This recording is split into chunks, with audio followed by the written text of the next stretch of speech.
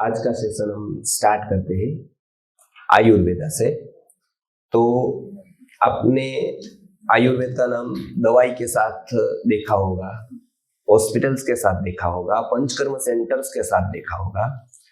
तो आयुर्वेद नाम आते ही आपको एक मेडिसिन या सेंटर्स, हॉस्पिटल्स, ये सभी ध्यान में आता है। तो आयुर्वेद के आज हम जानेंगे कि हमारे लाइफस्टाइल में इसका क्या महत्व है। और जैसे मैं एक बात बताता हूँ हमेशा, और ये हमको याद रखनी चाहिए कि कोई भी एक मशीन बनता है, कोई सपोज एक कंपनी मशीन बनाती है, जैसे ये मशीन हुआ, जैसे ये मोबाइल हुआ, उसमें कुछ उसका एक दिया जाता है मैन्युअल कि इसको हाउ टू यूज, कैसे यूज करना है, इसको किससे बचाना है, बराबर है, और इसको कैसे यूज करना है, कैसे किससे उसको बचाना है, उसको क्या क्या ध्यान रखना है, और उसकी क्या परवरिश करनी है, लाइक सर्विस करनी है, कितने दिन पर करनी है, ये एक हर एक पर लागू होता है। उसमें हम अपना क्वेश्चन नहीं पूछते हैं, लॉजिक नहीं लगाते हैं, क्योंकि वहां पर लॉजिक का अवकाश नहीं है। और हमारा लॉजिक जो होता है वो, उसका लॉजिक होता है वो अलग अलग होता है। सपोज मैं एग्जांपल दूं कि आज तक एक गाड़ी बनी, वो 2 प्रकार की 3 प्रकार की आती है। जैसे उसमें फ्यूल के रूप में पेट्रोल होता है, डीजल होता है, बराबर है। तो मैं जब भी बाहर प्रवास में जाता हूँ बड़ी गाड़ी में मेरी, तो उसमें ड्राइवर मेरे साथ होता है। तो बहुत बार मैंने बताया उनको कि भाई चलो ओके, तो वो बोले कि डीजल कम हो गया, डीजल गाड़ी है। तो वहां पर डीजल नहीं था, पेट्रोल के पंप थे ज्यादातर और हाईवे पर। पेट्रोल पंप आया तो मैंने कहा ये आया पेट्रोल पंप, तो वो बोले कि नहीं वो पेट्रोल वहां मिलता है, डीजल नहीं। तो मैंने कहा बात एक ही है ना, फ्यूल है वो। आप, और पेट्रोल तो महंगा है, मतलब डीजल से अच्छा है बहुत ही, तो आप डाल दो उसको। वो बोले आप क्या बात कर रहे हो। मैंने कहा कि देखो, आपको फ्यूल के रूप में पानी डालना तो मैं नहीं बता रहा हूं, मैं तो दोनों एक ही जगह से निकलते हैं, बराबर है, दोनों यही काम करते हैं, पेट्रोल और डीजल। और डीजल से भी अच्छा तो पेट्रोल है, पावर वगैरह में, प्राइस में, सब में। तो आप डीजल की जगह डाल दो ना। कोई बोले कि तब तो गाड़ी हमको नहीं पहुंचाएगी, गाड़ी को हमको पहुंचाना पड़ेगा, बराबर है। वो साधारण व्यक्ति क्या जानता है कि भाई जिसका इंजन जिसके लिए बना है, डेडिकेटेडली वही वस्तु उसमें डालनी चाहिए। अब वही वस्तु जो एक अनपढ़ व्यक्ति एक इंजन के बारे में जानता है, वो पढ़ा हुआ व्यक्ति, पढ़ा लिखा व्यक्ति शरीर के बारे में नहीं जानता है। उसको ऐसा लगता है कि शरीर में जो भी कुछ डाल सकते हैं, बराबर है, कुछ भी खा सकते हैं, बराबर है। क्यों? क्योंकि वो खाने की चीजें खा सकते हैं, क्योंकि कंपनी वालों ने बनाई है। अब कंपनी वाले को हमारा मेटाबॉलिज्म, हमारा शरीर का तंत्र पता नहीं है, एनाटॉमी, फिजियोलॉजी पता नहीं है, तो क्या अंदर जाकर डिस्टर्बेंस करेगा, वो ध्यान में रखते कुछ बनाते नहीं है। वो क्या बनाते हैं, यहाँ आपको क्या अच्छा लगेगा, और वो इसके लिए बनाते हैं। हम भी क्या देखते हैं, यहाँ क्या अच्छा लगेगा, बस ओके। इसके लिए गाड़ी, अभी कोई पेट्रोल की गाड़ी में डीजल डालेगा, बार बार डीजल की गाड़ी में पेट्रोल डालेगा, तो वो गाड़ी खराब होगी। वो 5 साल की गारंटी वाली होगी कि पूरी होगी गारंटी, वहां वारंटी पूरी हो जाएगी वहां पर। तो हमारी भी वारंटी अभी 100 साल की जैसे है कि भाई शास्त्रों में लिखा है कि मनुष्य का जीवन 100 साल का है, लेकिन कब वो जो गाड़ी दी है पेट्रोल की, उसमें पेट्रोल डालेगा, नियमित एवरेज चेक करेगा, ऑयल बदलाएगा, तब वो कंडीशन अप्लाई है। अभी लोग 40 में 50 में जा रहे हैं, 60 में अटैक आ रहा है, तो हम कह रहे हैं कि वो तो पूरा का पूरा भाग्य है। लेकिन हम ये नहीं देख रहे कि हम गलती कितनी करते हैं। तो कुछ गलतियां हम करते हैं क्योंकि हमने आरोग्य का जो नॉलेज है वो हमने लेना छोड़ दिया। शास्त्र में पूरा कम ही नहीं कि आरोग्य को छोड़कर, शरीर को छोड़कर कोई साधना नहीं बताई, क्योंकि आप जो भी साधना करेंगे, जो भी कुछ करेंगे, अच्छा काम भी करेंगे, उसमें वाया शरीर थ्रू ही कर सकते हैं। आप शरीर को इग्नोर करके, बाईपास करके नहीं कर सकते। वो अवस्था आपकी नहीं है। वो कोई लोगों की, बहुत ऊपर के लोगों की हो सकती है, लेकिन हमारी तो कम से कम नहीं।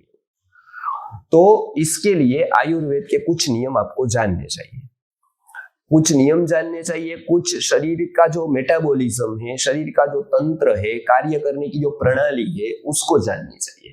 तो उसके अनुकूल जितना आप करेंगे तो इसी शरीर से हम ज्यादा से ज्यादा वर्क ले पाएंगे। तो इसके लिए मैं 2-3 बातें हमेशा बताता हूं। और पहला हमारा होता है कि सबसे पहला जो शरीर पर इफेक्ट करता है वो है अन्न, आहार। बराबर है। सबसे पहला क्या होता है? आहार। क्योंकि ये चलता कि इससे फ्यूल क्या है, डीजल जैसे गाड़ी का है, तो वो यहां पर क्या है, फ्यूल क्या है, आहार। गाड़ी कितनी भी अच्छी हो, हजारों लोग की हो, उसमें अच्छा एसी हो, उसमें साउंड सिस्टम अच्छी हो, उसमें ब्रेक हो, उसमें बहुत कुछ हो, मतलब बराबर स्टीयरिंग हो, बहुत ही अच्छी गाड़ी, सभी सुविधा है, लेकिन पेट्रोल ना हो तो, डीजल ना हो तो वो चलेगी? वो गाड़ी है, अंदर बैठने में मजा आएगा, लेकिन वो गाड़ी पहुंचाएगी नहीं। तो फ्यूल का काम महत्व का है गाड़ी में। फिर गाड़ी में और सुविधा हो न हो, वो फ्यूल का काम हमारे शरीर में आहार करता है। आहार के ऊपर हम ज्यादा ध्यान नहीं देते, तब वो डिस्टर्बेंस चालू होता है हमारे मेटाबॉलिज्म। बराबर है। जैसे आहार हमने लिया, वो एक पाचन की प्रक्रिया में चला गया, तो सभी पहले आहार पचते नहीं हमको, और वो पचा हुआ न पचा हुआ आहार एक प्रकार का विष उत्पन्न करता है, एक जहर बनता है। वो स्लो होता है। बराबर है। वो तुरंत जहर, मतलब हम क्या कहते हैं कि तुरंत लिया मर जाए, ऐसा नहीं होगा, लेकिन धीरे धीरे धीरे धीरे वो इकट्ठा होगा, तो वो शरीर के में से कैंसर के रूप में, अलग अलग डिसीजेस के रूप में, ब्लड डिसीजेस के रूप में निकलेगा।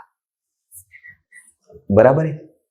क्यों? क्योंकि वो वहां पर इकट्ठा हुआ है, वो आज का नहीं है, वो 5 साल 7 साल इकट्ठा होता है। बराबर है। और वो कोई प्रकार के डिसीज के रूप में होता है। हमको लगता है कि मैं तो अच्छा रह रहा हूं, तो क्यों रोग हो गया?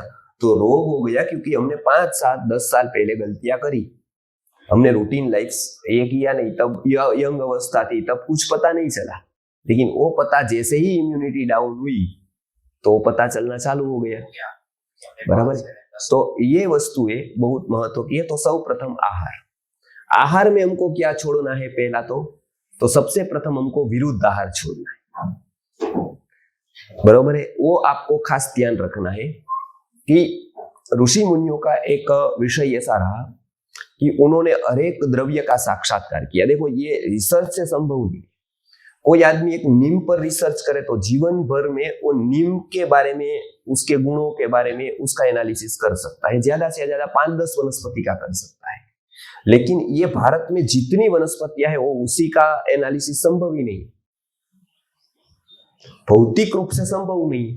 अच्छा, पेड़ का भी किसी का पत्ता, किसी का मूल, किसी का फल, किसी का सीड, बराबर, उसमें भी किसी का चूर्ण, किसी का क्वाथ, किसी को उबाल कर लेना, किसी को ठंडा लेना, तो ये संभव नहीं है साधारण व्यक्ति के लिए।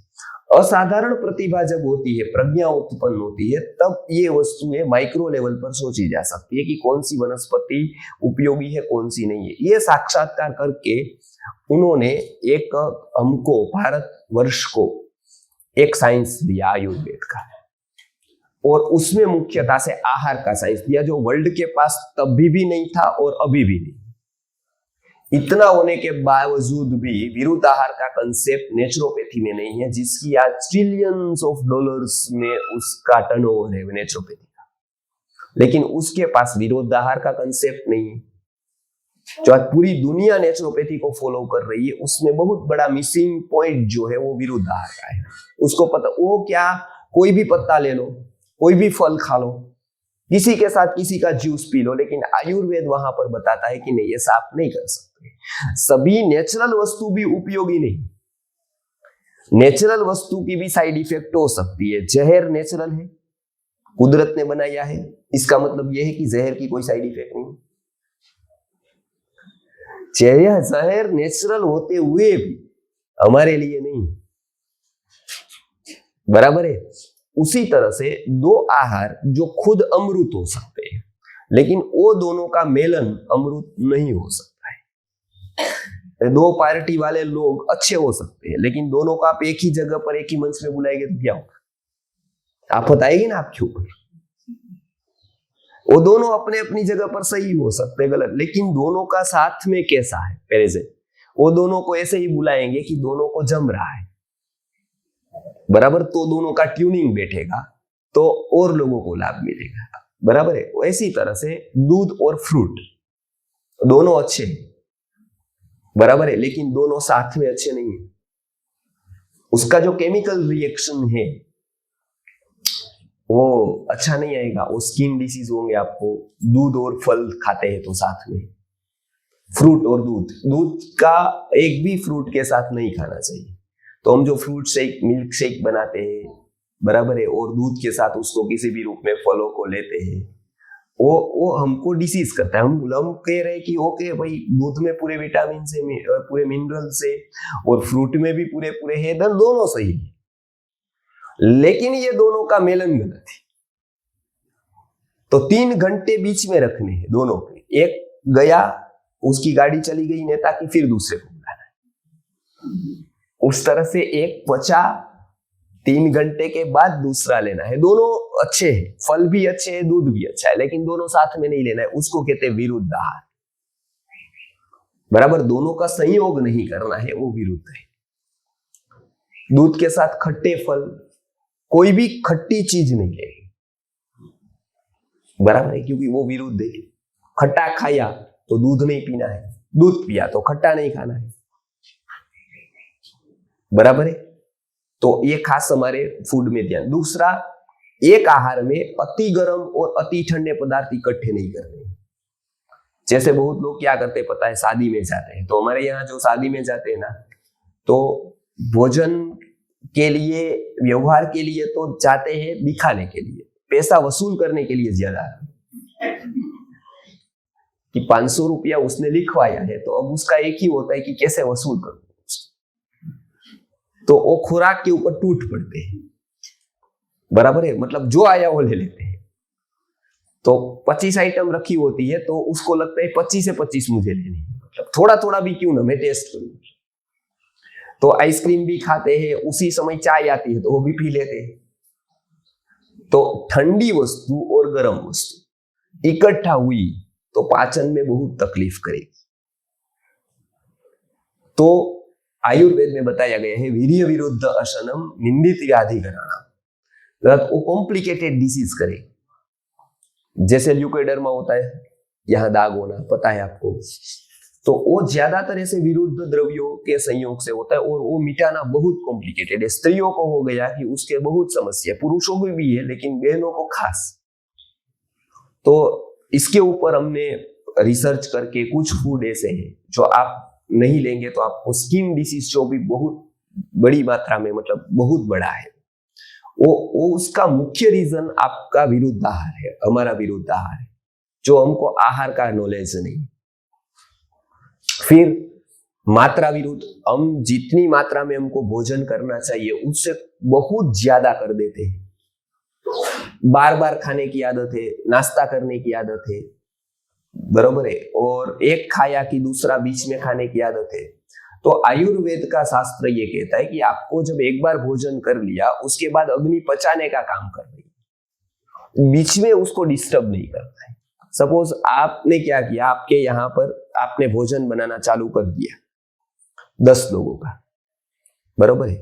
फिर हस्बैंड का फोन आया ऑफिस से, कि पहले के काल की बात कर रहा हूं, अब हस्बैंड का फोन आता है तो आप बता देते हैं कि अब सारे होटल में ही आप लोग भोजन करके आइएगा, क्योंकि अभी तो हिम्मत ही नहीं है हस्बैंड की वो फोन करे, बराबर। तो एक बार पहले के काल की मैं बात कर रहा हूँ, बराबर है, क्योंकि अभी क्या है कि बहनों को आलस्य आ गया, अभी कंटाला हो गया है, भोजन बनाना भी एक तरह का हमको एक लेबर वर्क लगता है, बराबर है। तो ये जनरल सेंस में मैं कह रहा हूं।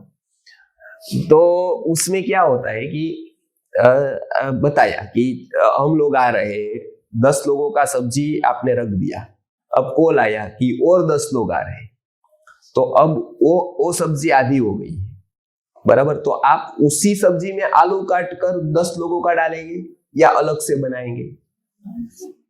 उसी में डालेंगे तो क्या होगा, अच्छा, वो जो लगाई है वो नहीं पकेगी कि जो डाला है वो नहीं पकेगी?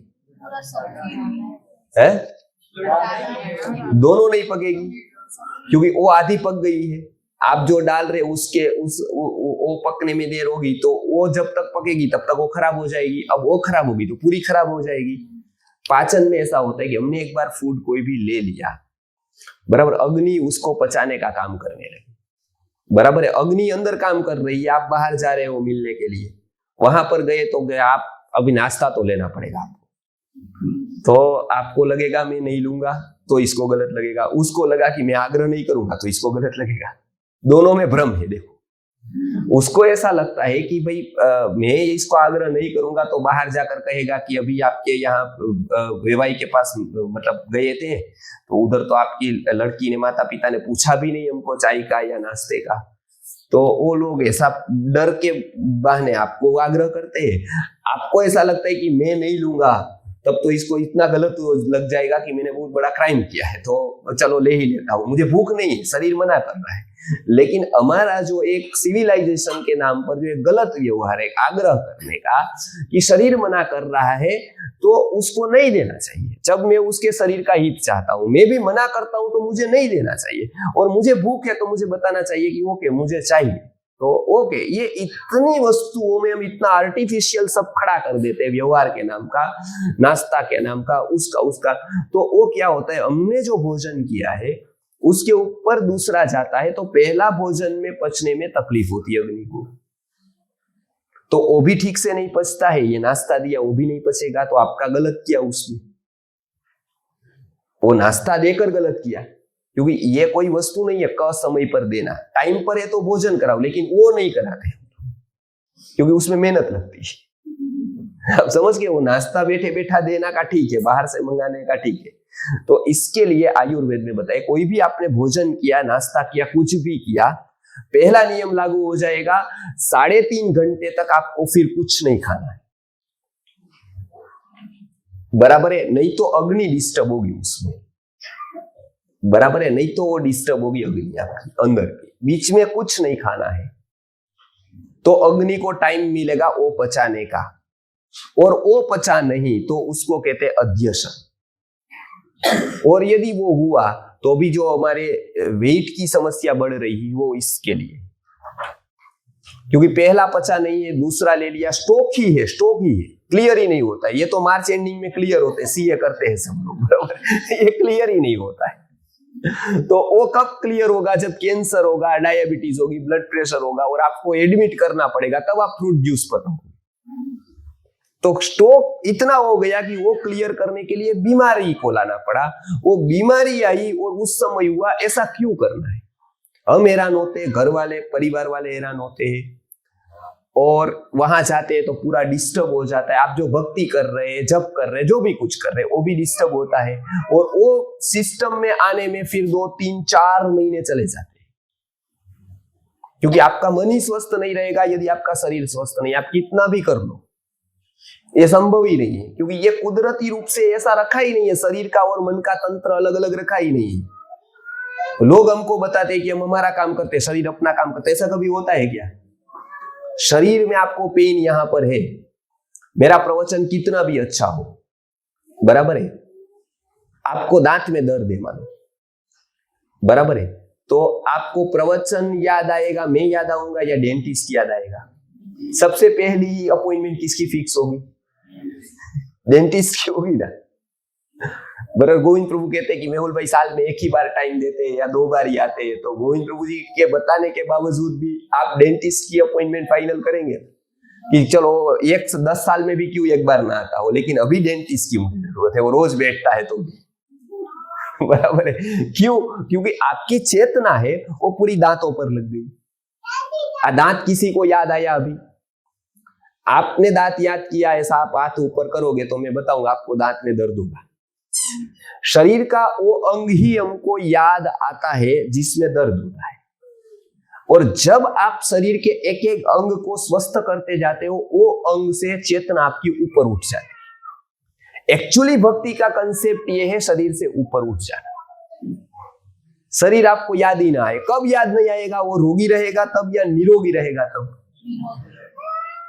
वो स्वस्थ कर दिया कि वो ऑटो मोड पर आया, आपको ध्यान देने की जरूरत नहीं, दांत पर, नाक पर, पैर पर, कुछ नहीं, क्योंकि वो स्वस्थ है।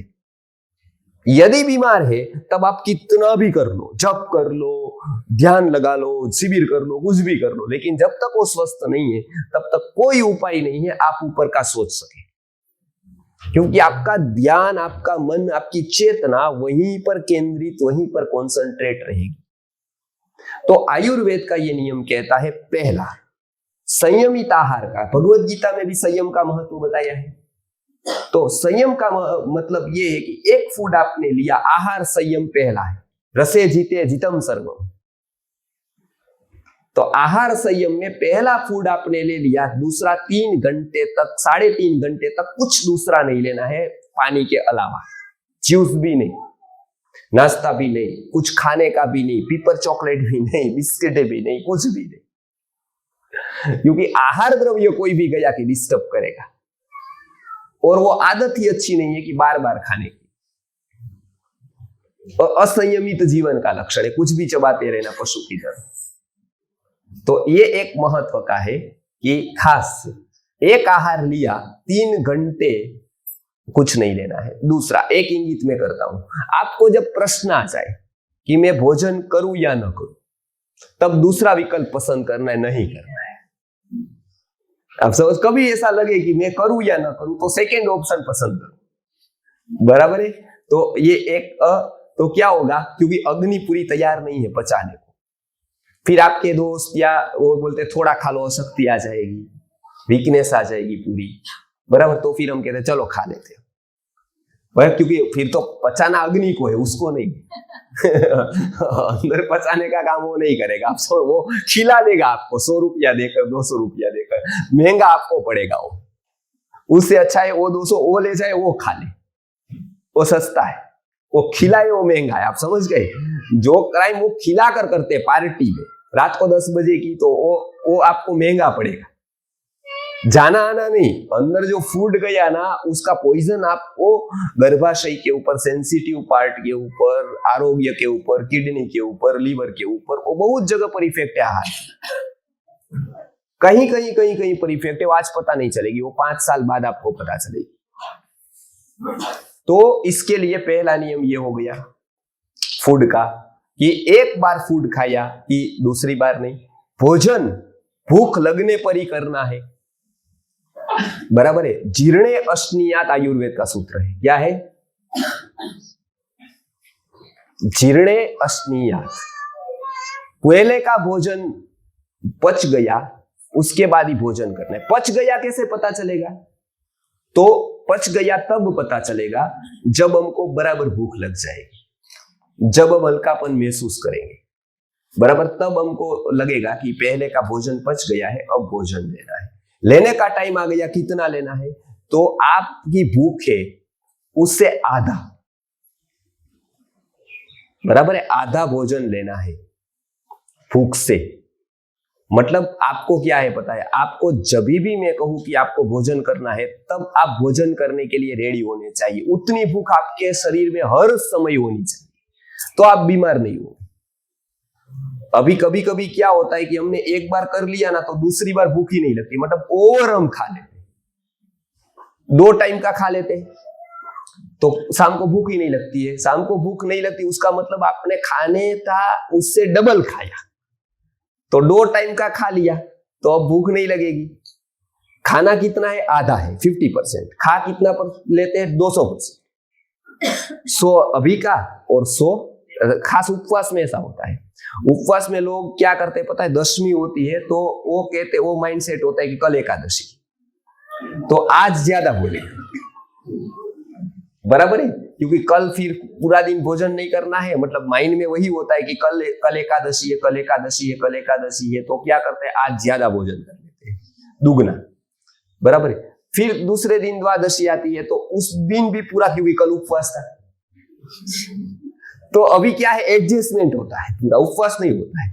एक दिन का आधा 50% 10वीं को हो गया है, दूसरा 50% द्वादशी को हो गया, एकादशी हो गई, लेकिन कैसे हो गई कि 50% जो था वो 10वीं को खा दिया, दूसरे तो वो पोस्टपोन्ड हुआ आहार। आप समझ गए, आहार छोड़ा नहीं, पोस्टपोन्ड और प्रीपोन्ड हुआ। प्रीपोन्ड पहले खा लिया क्योंकि कल खाना नहीं है, और पोस्टपोन्ड दूसरे दिन खा लिया क्योंकि कल उपवास था। तो आहार वही रहा, इतना ही रहा, वो मात्रा को छोड़ना था वो नहीं छोड़ा, तो उसका परिणाम नहीं मिलेगा। तो ये वस्तु महत्व की है कि खास एक वस्तु कब खाना है, भूख लगने पर। कितना खाना है, आधा सॉलिड, 25% लिक्विड एंड 25% खाली रखना है। वायु संचरणार्थंच त्यजेत भागम चतुर्थकम, वायु के संचरण करने के लिए चौथा भाग खाली रखना है, बराबर। जैसे कि वो पाचन की क्रियाएं बराबर रहे। जैसे कि हम एक पतीला लेते हैं, उसमें सब्जी पूरी नहीं भर देते हैं, ऐसा रखते क्योंकि वो हिला सके। तो आहार की भी जो प्रक्रिया है पाचन की, उसमें खाली रहना चाहिए, पूरा नहीं भरना है। वायु संचरणार्थं च त्यजेत भागम चतुर्थकम, वो खाली रखना है ताकि पाचन अच्छा हो। और अग्नि जिसने बराबर रखा, तो आयुर्वेद का सूत्र है अग्नि रक्षति रक्षिता, कि अग्नि का रक्षण अग्नि जीवन भर करेगी। दूसरा, अग्नि को घातक पदार्थ है वो नहीं लेने, जैसे सॉफ्ट ड्रिंक है, कोल्ड ड्रिंक है, बर्फ है, बर्फ वाली चीजें है जो अति ठंडी है, वो हमारे लिए बर्फ खाने के लिए बनाई है। बर्फ कम जब खाते हैं बर्फ की चीजें, तब पहला तो हमारा दंत मूल को नुकसान होता है, दांत के मूल, क्योंकि अति जब ठंडा आप खाते हैं तो दांत को सबसे पहली परेशानी, बराबर। वो आपका दांत ही बता देता है कि वो इतना पेन महसूस करता है, तो दंत मूल ढीले हो जाते हैं। तो दांत की समस्या, तो बर्फ के कोई भी चीज से आपका पहला जो नुकसान होता है वो दांत को होता है। लेकिन आज डेंटिस्ट लोग कहते हैं कि आप आइसक्रीम खाओ, आप समझ गए। तो आइसक्रीम में जो ठंडापन है वो हो गए, मतलब उसको गर्म नहीं देना है। लेकिन आइसक्रीम में जो होती है हवा होती है, हल्का फुल्का होता है, वो 2 मिनट अच्छा लगता है, यहाँ पर 1 मिनट, बाद में तो वो चला जाता है। उसके बाद आपने नीम खाया कि आइसक्रीम खाया, क्या फर्क। लेकिन अंदर जाकर जो अग्नि को मंद करता है वो सबसे ज्यादा नुकसानकारक है। जो अग्नि मंद करने वाले पदार्थ है वो सिस्टम ब्रेकर है। आप समझ गए। कोई एक व्यक्ति क्राइम करता है, कोई व्यक्ति को गलत करता है। मानो कि आप आए, महाराष्ट्र में हमने पूछा कि भाई पालघर किधर है, तो उसने बता दिया वो है था इधर, लेकिन उसने बता दिया इधर।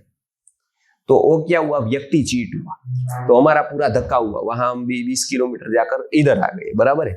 लेकिन किसी ने वहां पर माइलस्टोन रख दिया कि पालघर इधर, तब क्या हुआ, तब तो मेरे जैसे हजारों लोग जितने भी जाएंगे, सुबह जाएंगे, दोपहर जाएंगे, शाम को, सब घूम कर आएंगे, क्योंकि वो सिस्टम में नुकसान है, व्यक्ति में नहीं। अग्नि का नुकसान वो सिस्टम का नुकसान है।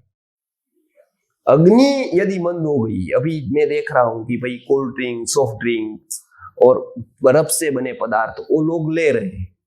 उसको ऐसा है कि वो ठंड के लिए मैं ले लूं, उसको ठंड हो जाएगा, मेरा गर्मी दूर हो जाएगा, क्योंकि ठंडा मतलब ये वो ऐसी एडवर्टाइज आती, तो हमारा कनेक्शन करता है माइंड कि भाई ठंडा पीना। फिर हम पर्वत पर जाते हैं तो एडवर्टाइज पर्वत पर होती है, तो जब हम वहां पर घूमने जाते हैं तो हमको वो याद आती है। तो साइकोलॉजी का इतना इफेक्ट हमारे पर होता है, उससे हम जो भी कुछ आहार द्रव्य ले लेते हैं और वो अग्नि पर अटैक करता है, तो अग्नि मंद होती है, तो आपकी पूरी शरीर की तंत्र जो है वो सिस्टम ब्रेक हुई, तो आपको डायबिटीज हुई। डायबिटीज आयुर्वेद की दृष्टि से तो अग्नि संबंधित रोग है। शुगर वो पचती नहीं है ऐसा नहीं है, शुगर को पचाने वाली अग्नि डिस्टर्ब हो गई कि थोड़ी भी शुगर ली तो पची नहीं। तो इसके लिए बहुत सारे ऐसे कॉम्प्लिकेटेड डिसीज हो रहे हैं। तो आहार के रूप में हमने देखा कि मात्रा में भोजन करना, समय पर भोजन करना, 2 भाग भोजन करना, 1 भाग लिक्विड लेना, 2 भोजन के बीच में मिनिमम 4 to 6 घंटे का डिस्टेंस रखना,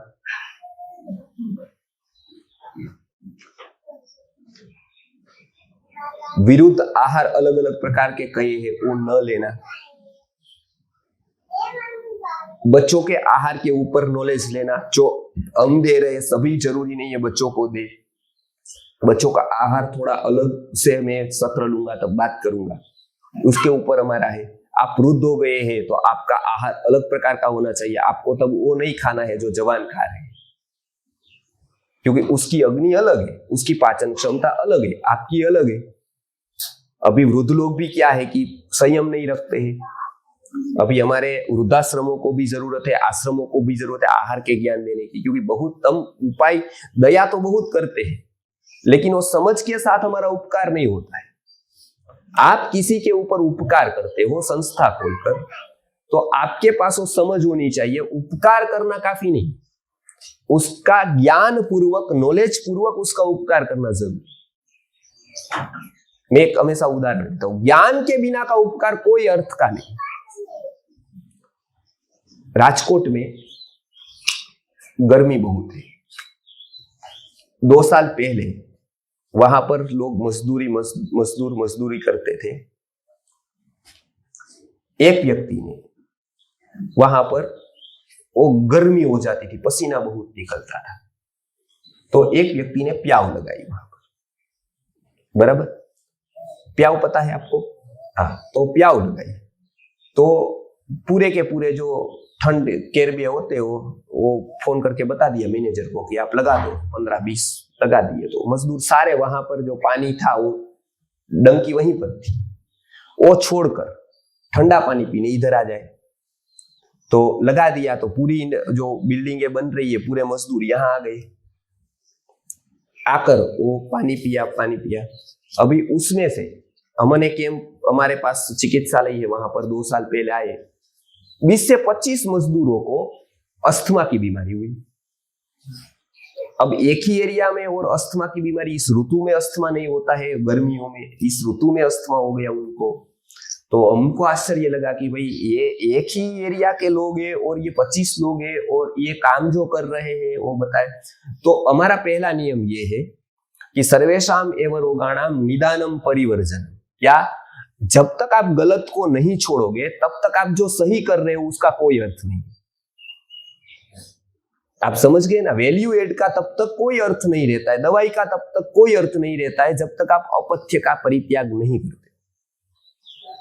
हम हमेशा एक बात बताते हैं बच्चों को कि आपको मानो कि इतना बड़ा पतीला है, इतना बड़ा, बराबर है, उसमें पानी भरा है, नीचे गैस चालू है, इतना बड़ा गैस चालू है, बराबर है।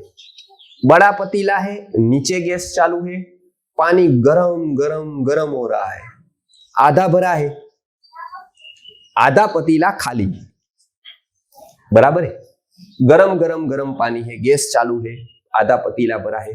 अब मुझे ये पानी को ठंडा करना है, और वो ठंडा पानी करने के लिए मेरे पास यहां पर बर्फ है, बराबर है। इतना बर्फ रखा है, 1 टन जितना। ये वो पूरे पतीले में आप डालोगे तो पानी ठंडा हो सकता है। आपको कोई एक ही स्टेप लेना है, कोई एक काम करना है, बराबर है। आप वो बर्फ को भी इसमें डाल सकते हो, वो भी काम एक कर सकते हो, बराबर है। कोई भी एक काम करना है। क्या काम करना चाहिए पानी को ठंडा करने के लिए? पानी ठंडा चाहिए 24 घंटे में। गैस बंद कर देना। गैस बंद कर दिया, फिर एक ही स्टेप ले लिया, फिर पानी हो जाएगा ठंडा, मतलब हो जाएगा ना। आप टाइम है पूरा, हो जाएगा ना। अच्छा, बर्फ डाला तो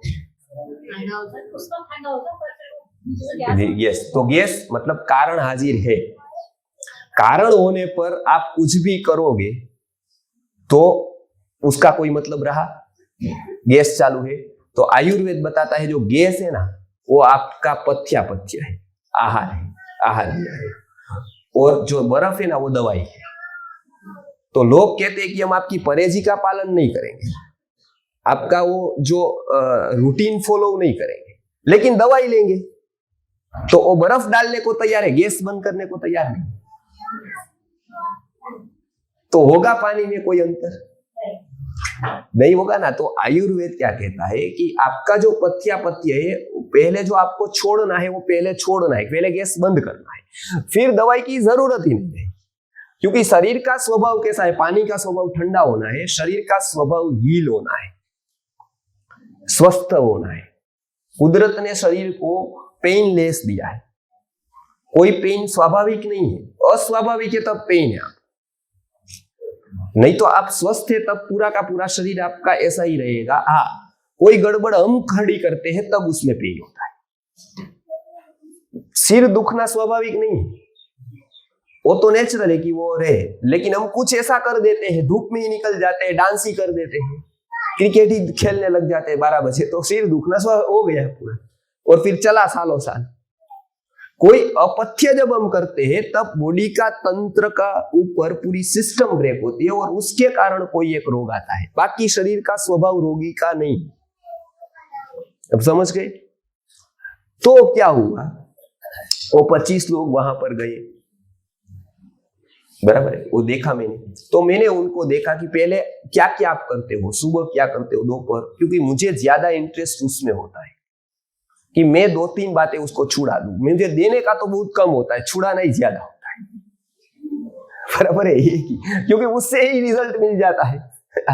छोड़ना ही ज्यादा होता है बहुत चीजें, क्योंकि वो आप रखते हुए आप कितनी भी हॉस्पिटल बना लोगे, कितने भी डॉक्टर्स रख दोगे, कोई फायदा नहीं होगा। वो आप बर्फ की फैक्ट्री डालने का प्लान कर रहे हो, नीचे गैस चालू है, ये पानी ठंडा करने के लिए बर्फ की फैक्ट्री डाल रहे हो, और ये पतीला बड़ा कर रहे हो कि और बर्फ आ जाए, और कंपनी निकले, और 50 रिसर्च हो जाए, और दवाइयां नहीं निकाले, नई संजीवनी निकले, नए इंजेक्शन निकले, नई दवाइयां निकले, उससे क्या फायदा है जब आपका कारण रोग का घर पर है, आपके पास पे है, आप उसको कर रहे हो, आपको ज्ञान नहीं है कि मैं जो ले रहा हूं उससे रोग होने वाले, मैं बच्चों को दे रहा हूं उससे रोग होने वाले हैं भविष्य में। तो इतना विजन जिसका भविष्य का नहीं है ना, 2-4 साल का, 5 साल का, उसके लिए जीवन में जीने का उसको अधिकार नहीं। मनुष्य जीवन जिसका 5 साल का, 4 साल का विजन नहीं है, वो ऐसा बोलता है कि देखा जाएगा। वो क्या बोलता है, अभी तो खा लो, देखा जाएगा। तो इसका मतलब उसको अभयत्व है ऐसा नहीं, अभय उसमें घटित हुआ है ऐसा मतलब नहीं, वो बेहोश आदमी है, वो मूर्छा में है, उसका शरीर का क्या होगा पता नहीं है। बहुत लोग खाते हैं ऐसे, व्यसन करते हैं, तो हम बताते हैं कि भाई इससे आपको कैंसर होगा, वो बोले देखा जाएगा। तो इसका मतलब वो अभय हो गया ऐसा नहीं है, वो मूर्छा में है, उसको पता नहीं है कि मेरे बॉडी को ये नुकसान करेगा, मुझे ये नहीं लेना है। आप समझ गए? तो उसमें मैंने देखा तो पूरा का पूरा डिटेल ली उसको। तो वो बोले कि हम सुबह सुबह पानी पीते 8 बजे। कहाँ पीते हो? वो बोले वहां पर प्याऊ लगाया है। तो कौन सा है वो? कल लाना। वो लाया, टेम्परेचर देखा, पानी देखा, कंपनी देखी, ओके। कौन लगाता है? वो बोले तो एक बहुत बड़ा आदमी है, उसने तो ये लगा दिया फोन करके कि आपको उपकार हो। अब क्या हुआ, वो थक जाते थे तो सुबह वहां जाते थे। अब टेम्परेचर से ज्यादा पानी, बर्फ वाला पानी नहीं पीना चाहिए, वो अग्नि मंद करता है, कफ के रोग करता है, वो भी वो सुबह सुबह, और वो थकने के बाद तुरंत, क्योंकि प्यास तब लगती है। और आयुर्वेद का नियम है जब आप थके हो तब पानी नहीं पीना है, क्योंकि वो पानी आपको डिस्टर्ब करेगा। पहले दौड़ कर आए तो पहले थकान लगानी है, पहले शांत हो जाना है, ब्रीदिंग जब रिदमिक हो जाए वहां तक तो पानी नहीं पीना है, और उसके बाद ही पीना है, बराबर है। तो उनको ये ज्ञान नहीं, इसको भी नहीं, पानी देने वालों को भी नहीं। तो ये जो उसने लगाया और उसके कारण उसको क्रोनिक अस्थमा हुआ। अब इसने पुण्य किया या पाप किया? प्याऊ लगाकर। क्या मानते हो? 25 लोगों का दवाई का बिल आने लगा। अब लोग कहेंगे उसकी तख्ती लग गई, भाई इसने इतने लोगों को पानी, लेकिन इतने लोगों को रोग दे दिया, ये किसने जाना? अब ये 25 को हम बताएंगे कि इसके कारण हुआ है, तब इसको भी पता चलेगा कि मेरे लिए गलत हुआ। क्योंकि नॉलेज बिना की सेवा हो, किसी भी वस्तु में से नॉलेज माइनस हुआ कि आप उसके ऊपर सही मायने में लॉन्ग टर्म का उपकार नहीं कर सकते। नॉलेज मिस हुआ, क्योंकि हमारे यहां ज्ञान ही पवित्र है, बराबर है ना? नहीं ज्ञानेन सदृशम पवित्रम इह विद्यते, बराबर है।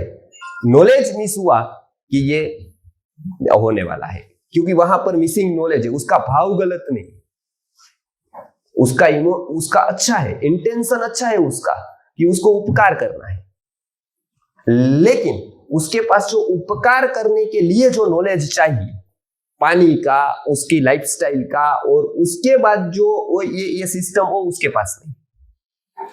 सेम थिंग हम बहुत बार ऐसा बताते थे कि हम जब नई नई डेयरी आई दूध की, पता है आपको, तब से मिल्क मिस हो गया। डेयरी जब आई तो वो डेयरी ने क्या कर दिया, मिल्क को मिस किया, मतलब मिल्क चला गया, लुप्त हो गया, बराबर है। मिल्क नहीं पहुंचा, मिल्क के नाम पर और कुछ पहुंचा, बराबर है। तो कैसे मैं बताता हूं कि आप जो पैकेट वाला मिल्क मिला उसमें गाय का फोटो जाता है, तो आपको लगता है कि ये गाय, तो गाय का दूध में आप जो शास्त्रों में देखते हैं, आयुर्वेद में देखते हैं कि वो गाय के दूध के इतने गुण हैं, दिख तो नहीं रहे अभी, तो अभी नहीं दिख रहे क्योंकि अभी तो गाय का दूध ही नहीं आ रहा है शहरों में, क्योंकि वो पैकेट में पेस्चुराइज करते हैं, स्टरलाइज करते हैं, और अंतिम जो करते हैं वो बहुत घातक होता है, वो ब्लीच करते हैं। उसकी ब्लीचिंग की प्रोसेस होती है। ब्लीचिंग की प्रोसेस आप जानते हैं, एक कलर का, क्योंकि हमारे मन में कंपनियों ने ऐसी भ्रांति डाल दी है कि एक कलर का होगा ना वो अच्छा है, और कलर बदल दिया तो कलर बदला मतलब गलती है। जैसे आदमी ने कलर बदला तो हम पे डाउट जाता है, बराबर है, कलर बदला गया। अब ऋतु वाइज जो दूध आएगा ना, वो आप देखो यहाँ गौशाला है, बराबर है, तो ये हर एक ऋतु के कलर अलग अलग होंगे दूध की, क्योंकि वो जो चारा अभी का आएगा वो पीला आएगा, फिर ठंड आएगी तो हरा आएगा, बारिश आएगी तो हरा आएगा, तो हरा हरा हरा चलेगी, अभी हरा नहीं होगा, अभी पीला हो जाएगा, सूख जाएगा, तो उसके आधार पर कलर होगा दूध का। अब किसी के घर में मुंबई में एक दिन पीला दूध आया, एक दिन थोड़ा सफेद आया, तो वो बोलेगा ये तो गलत दूध है, एक तरह का आना चाहिए तो सही है। तो वो क्या करेगा, वो ग्राहक को रखने के लिए ब्लीच करेगा। तो डेयरी का दूध 10 साल पहले का आप देखोगे और आज का दूध देखोगे तो कलर एक ही तरह का, कोई भी ऋतु का देखोगे तो एक तरह का होगा। क्यों? उसको ब्लीच किया जाता है। ब्लीचिंग प्रोसेस है, वो केमिकल डालकर उसको एक कलर का होता है, और वो केमिकल जो दूध के साथ गया, वो दूध फायदा करेगा कि नहीं करेगा, केमिकल नुकसान अवश्य है। तो दूध शुद्ध न मिले तो न पीना अच्छा है, विकृत दूध पीना अच्छा नहीं है। अब समझ गए? तो आहार में ये बड़ा रोल दूध का है।